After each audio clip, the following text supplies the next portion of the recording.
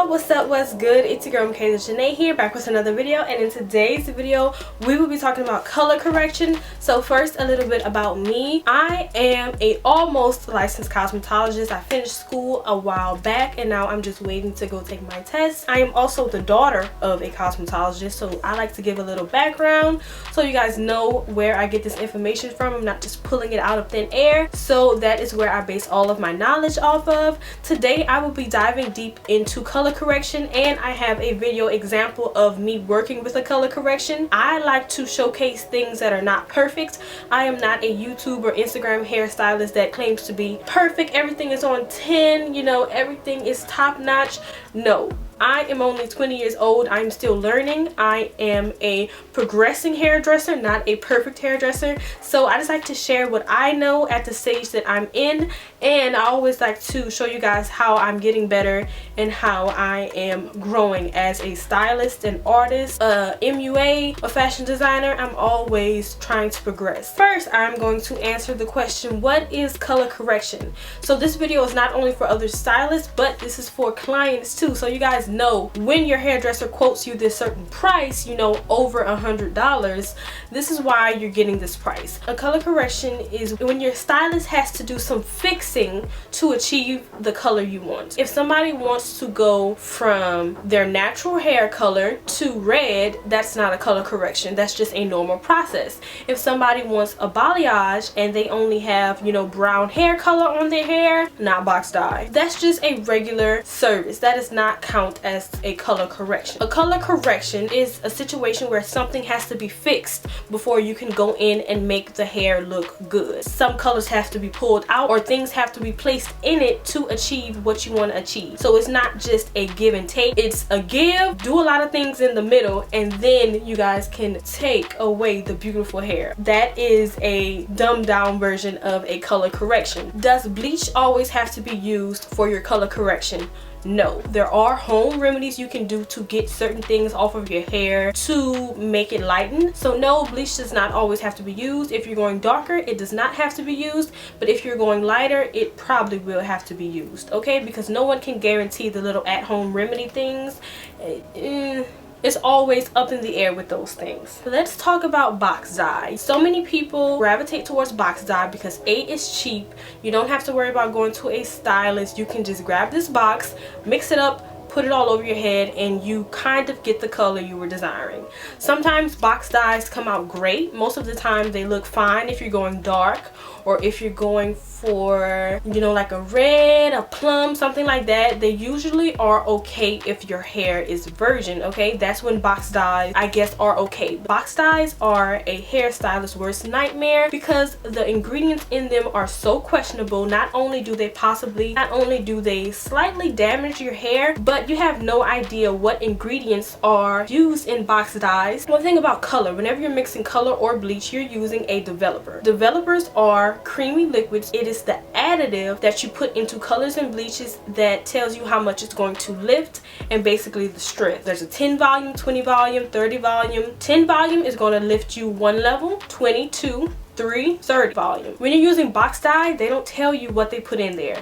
So this box dye could be using 40 volume developer, and if your hair is already weak or fragile, or let's say you have relaxed hair or is really thin, that could be damaging and detrimental to your hair's health. It's too much of a guessing game and it ultimately damages your hair. Another reason hairdressers hate box dyes is because it is a pain in the behind to get rid of. Box dyes are so hard to take off, and don't even get me started on black box dye. When I first started my hairstylist career, I was working with a lot of clients who were trying to lift off black box dye. I feel like so many young girls my age give it a try because they've done something to their hair and now they just want to go back to their original color, or they just want to go darker and they jump for box dye and they jump for black. Okay, first of all, black hair color in itself is kind of hard to get rid of. Box dye is just almost impossible to get rid of, but if anything, start going towards a darker brown. Just black is hard to come back from when it comes to box dye. When you're lifting box dye off of hair, you can get anything. So let's say if I bleach a part of my hair, of course the hair is either going to go to an orange, but when you lift off that black, red could be there, and then it's like no matter what developer you're using, it's still gonna be red, okay? I've had numerous clients and I've had friends that go to other hairdressers. They're struggling to get the black off because their hair is unable to get to any type of blonde. It's unable to lift evenly, which you're gonna see in my video. There's gonna be discrepancies and you can't get an even lift. A color correction is basically knowing some things are going to go wrong and it's gonna be hard to get this to look okay, first of all, let alone perfect, okay? There's gonna be discrepancies, especially if your client has done their hair at home. There's no way of guarantee they did an even application job with the color, so that equals splotchiness and unevenness, and it's just a headache. So that's where the price goes up with the timing. All of that equals up to making the color correction process longer and more expensive on your part. So that is my talk on box dyes. Now there are color correction situations where you did not use box dye, and that would be when you're trying to go from color to color and they're completely opposite. That is a color correction. Some examples are, if you're trying to go from blonde to black or brown, that's automatically a color correction because those two are on opposite ends of the spectrum and there are colors there that need to be filled in. Blonde hair, like my hand, it has no pigment. You took out all the other things that add to the white of that hair. So if I try to just put a black on the blonde hair, black or brown, you're gonna get green, gray. It's not going to be given what you think it's supposed to give, okay? You have to put back in red because that's what you're missing.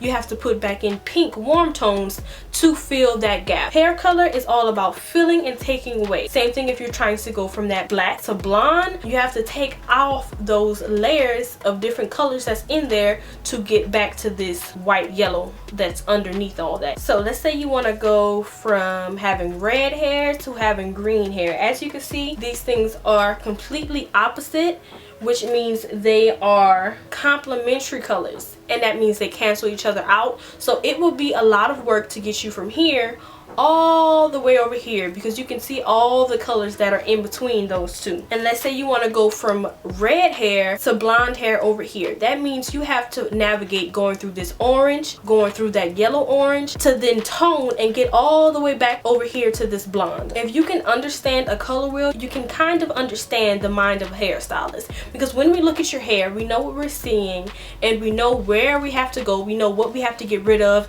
and what we have to add to get to your dream color. Depending on your dream color, that adds to time and different steps we have to take. Hairstylists can look at your hair and see, okay, I'm gonna have to not only strip her hair, but then get rid of the pink undertone, and then maybe you've had previous color like my client in the video. I have to get through that also. You have to remember that everything you've done to your hair is still on your head. Unless you cut off your hair, everything you've done to it is still on it except for your new growth. So girls come to me all the time and they're like, okay, so last summer, you know, I put black box dye on my hair, but it should be out, right? No, it's not out, because all of your hair is still there unless you cut off the hair that you applied that color to. Even if you washed it a lot, even if it looks faded, it's still there. So it's still going to be kind of difficult, very difficult for your hairstylist to assess off the bat what we're going to get when we lift that hair or deposit something onto that hair. One thing I love to do when it comes to color corrections is a test strand. Definitely something I will be implementing into my salon and into my salon work. No one gets a color, especially if it's a color correction,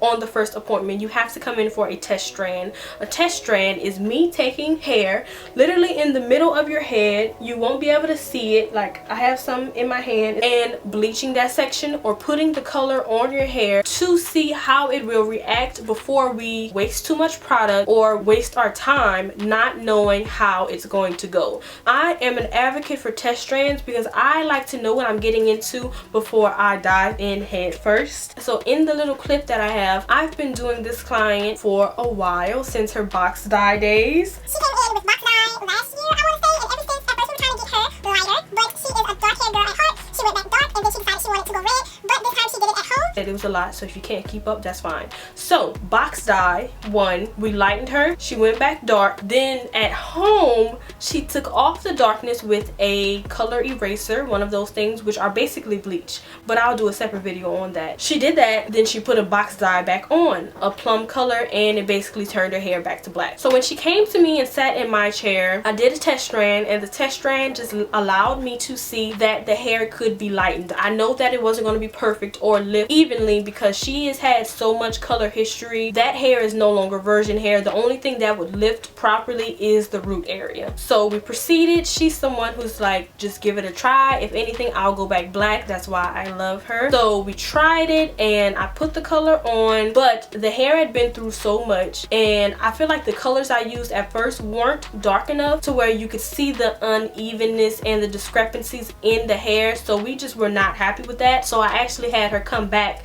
the exact same day and we went dark. So whenever you're playing with fantasy colors like red, purple, green like my hair, it's really important to get that even. But my main goal as a hairdresser who deals with a lot of color corrections is to make sure that the hair is healthy. And one thing I can say about this client is that her hair is healthy. I never bleach it. We never get her to that bright blonde or white. I don't do that with people who have a lot of color history. I always lighten her hair safely, and that keeps the health of her hair, which we really appreciate. So even if she wants to go darker, that will help even out the color a little bit more. But like I said, as she left the shop, her hair was not perfect by any means, but it looks really good, and this girl can really rock it. She looks awesome with the burgundy hair. It almost matches the little cape that she was wearing.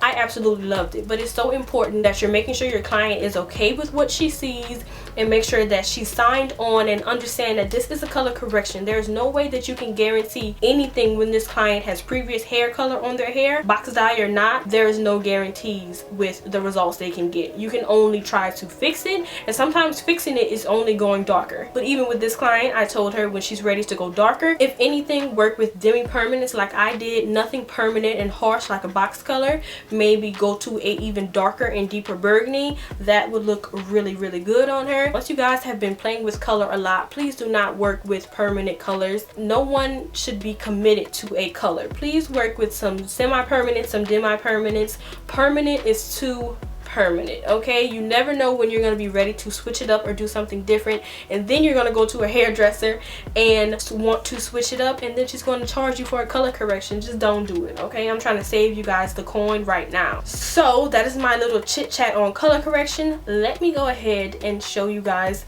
the little clips I have. Leave me some comments down below, leave me some questions, and I will definitely get you guys some more hair information videos like this one right here. I think I might do hair erasers and color erasers next, because I feel like there are a lot of common misconceptions about that. So I'll see you guys in my next video. Making sure you follow me on Instagram at everything by Maja. I'll see you guys next week.